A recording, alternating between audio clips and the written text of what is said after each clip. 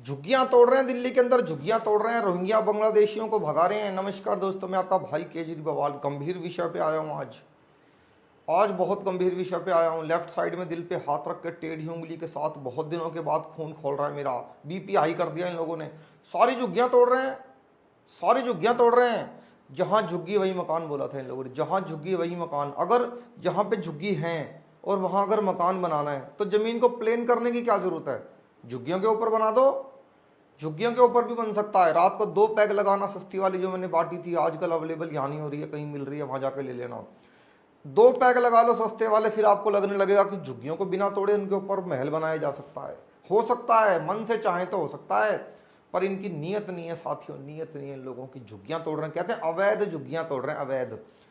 आज मैं आपको बताता हूं अवैध क्या होता है। अवैध का मतलब क्या होता है, और जहां लग जाता है जैसे अश्वेत, मतलब वो श्वेत नहीं है। तो अवैध क्या होता है, अवैध का मतलब है कि वो वैद्य नहीं है। वैद्य कौन होते हैं, डॉक्टर होते हैं, डॉक्टर्स होते हैं, इंटेलेक्चुअल पढ़ा लिखा आदमी हुए हैं।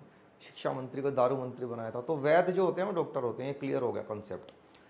अब जो वैध नहीं है यानी अवैध है, वो ये तोड़ेंगे, वो लोग ये तोड़ेंगे। यानी कि जो डॉक्टर नहीं है, वैध का मतलब डॉक्टर होता है, यानी जो जो जो डॉक्टर नहीं है उन सबकी झुग्गियां टूटेंगी। सारी झुग्गियां वो तोड़ेंगे जो जो डॉक्टर नहीं है, डॉक्टरों की बचेंगी बस, बाकी सबकी टूटेंगी। तो आप खुद बताओ, अगर ये लोग ऐसा करने लगे साथियों, कल को तो ये लोग तो वहां फ्लैट बना देंगे झुग्गियों के, जैसे अशोक विहार में मोदी जी ने बना दिए, झुग्गियों के बदले फ्लैट और भी एरिया में बन रहे हैं। सारी सड़कें खोद दी इन लोगों ने कि नहीं बनाएंगे। इतनी क्या जल्दी थी, आते ही सारी सड़कें नहीं बनाने लग गए। इतनी क्या जल्दी हो रही थी इनको पता नहीं। सारी नालियां नालियां साफ कर दी इन लोगों ने। कल को तो दिल्ली बड़ी साफ सुथरी हो जाएगी।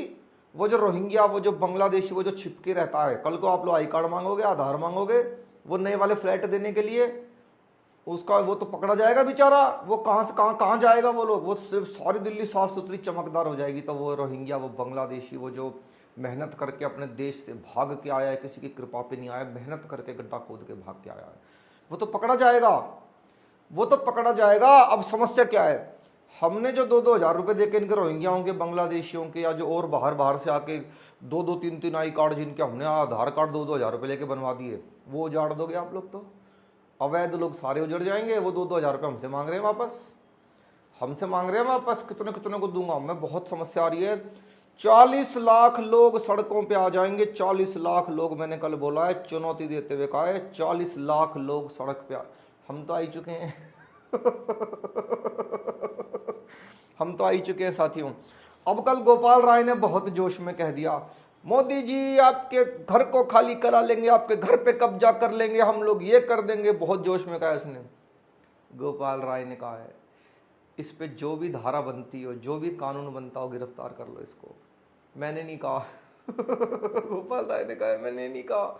मैं तो नीचे से पैर मार के कह रहा था कि अब बहुत अच्छा है, थोड़ा और अग्रेसिव हो। मैंने ही नीचे नीचे से पैर मार के पंप मारा है उसको, तो जोश जोश में बोल गया। संजय गंजे निपटा दिए मैंने, अब इसका नंबर है, इससे बुलवाया गया है।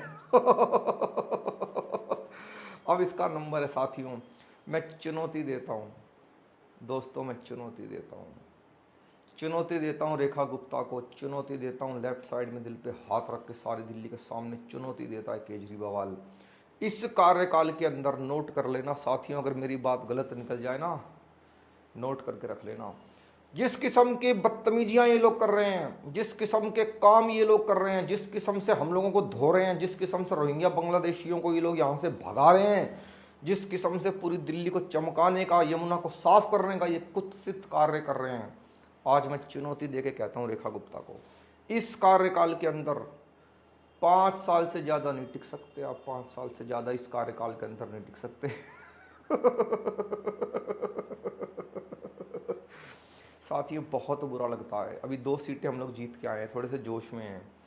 पंजाब की सीट जीत गए, गुजरात की सीट जीत, तो हमें ऐसा लग रहा है कि राष्ट्रीय राजनीति में हमारी वापसी हो गई, ऐसा लगता है, लगता है। गोपाल राय ने भी राय दे दी अपनी।